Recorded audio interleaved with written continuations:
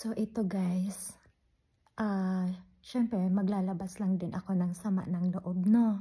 Na dati guys, nagtatrabaho ako. 18 pa lang ako, nagtatrabaho ako.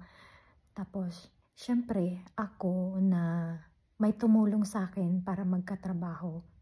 Bumabawi din naman ako guys. Pero si girl kasi, inuobliga niya ako guys na magbigay. Sino ka ba? Ano ba trabaho ko? Hindi mo ba alam kung saan ko kukunin yung nung dinemand mo sa akin? Sa partner ko. Paano ka ba nakapunta dito, girl? Gumapang ka ba papunta dito? Hindi ka ba nahiya? Sana naman isipin mo kung paano ka nakapunta dito, na. Hindi ko sinabing nakapunta ka dahil sa akin. Of course, sinabi ko lang naman na kukunin kayo dito. Ha? Wala naman akong trabaho para invite kayo dito, no?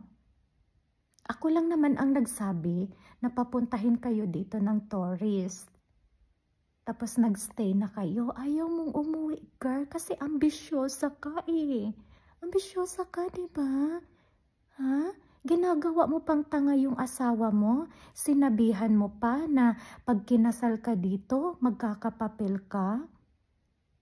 Kaawang-awa naman ako sa iyo, girl. Alam mo ba kung paano ka magmamakaawa sa akin dati?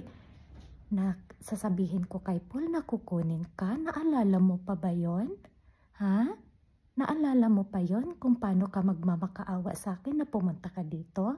Anong sabi mo? Na pag ako ang nakapag-abroad, hindi magsisisi si mama. Ngayon, ha?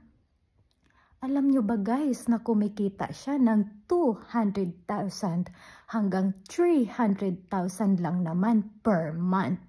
Yes, per month guys, hindi per year. Per month. Tapos bibigyan mo si mama ng 5,000 pesos? Ano ka, hello? Ha? Sino ngayon ang nagbibigay ng pahirap kay mama? Ako ba? Ako? Of course, magbibigay ako kung gusto ko. Ha? Kasi andito kayo, obligasyon mo na magbigay kay mama kasi inalagaan yung anak mo na special child 17 years ago. Ha? Hindi ka nahiya, girl?